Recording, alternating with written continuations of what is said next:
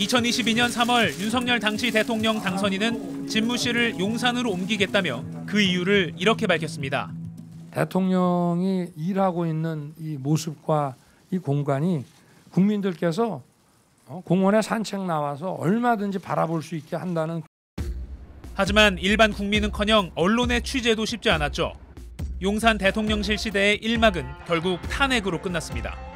이 아름다운 벚꽃과 그 위에 봉황기가 내려진 주인 잃은 대통령실의 모습이 대비가 되는 것 같습니다. 3년도 채 안 간 용산 시대.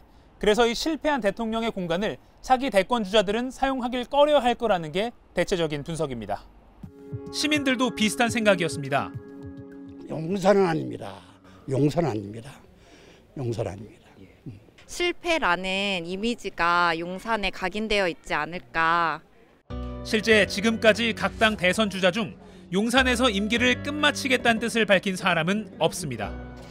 하지만 현실적인 제약이 있습니다. 이미 천문학적인 돈을 들여서 이곳 용산 대통령실에 필요한 모든 것을 갖춰놓은 상태고 이번 선거는 인수위 없이 선거일 바로 다음 날부터 새 대통령 임기가 시작된다는 점에서 미리 공간을 마련해놓기가 어렵기 때문입니다. 다시 주목받는 곳 중 하나가 바로 청와대입니다. 2022년 5월 일반에 개방된 후 누적 관람객 700만 명을 돌파할 정도로 지금은 인기 관광지가 됐습니다. 청와대 관람 코스 중에서도 가장 인기가 높은 접견실과 그리고 이곳은 대통령 집무실입니다. 지금도 제 주변에 많은 관광객들이 사진을 찍는 모습을 볼 수가 있는데요. 최근에는 올 6월에 선출될 다음 대통령의 집무실이 바로 이곳이 될 것인가 이에 대한 관심도 높아지고 있다고 합니다. 새 정권이 들어서면 관람이 중단될 수도 있다는 예상에 서둘러 방문한 시민들이 적지 않았습니다. 미디어 매체를 봤는데 청와대 관람이 중단될 수도 있다는 얘기를 들어서 대선하기 전에 방문하는 게 나을 것 같아서. 보안 강화나 시설 개선에 시간이 더 필요하다는 문제가 있지만 청와대 관람을 마친 시민 상당수는 청와대 집무실 복귀에 공감했습니다. 대한민국의 고유성을 되찾고 싶어요. 대통령이 이제까지 직무를 봤던 곳에서 다시 한 번 더 새로운 대한민국을 만들었으면 좋겠습니다. 잡초가 우거진 세종시 세종동의 한 벌판. 대통령 제2집무실 건립이 추진 중인 이곳이 다시 술렁이고 있습니다.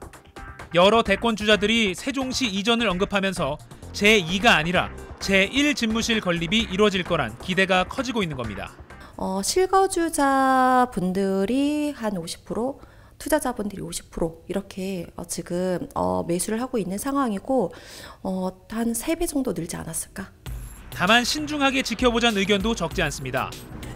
아니요, 솔직히 이번에도 확신은 안 들어요. 매번 맨날 한다 해놓고 계속 미적거리고 지금 국회도 들어온다고 했는데 아직도 제자리 걸음이잖아요. 이번에는 진짜 해가지고 좀 분산도 해가지고 지방 발전도 되면 좋겠고요.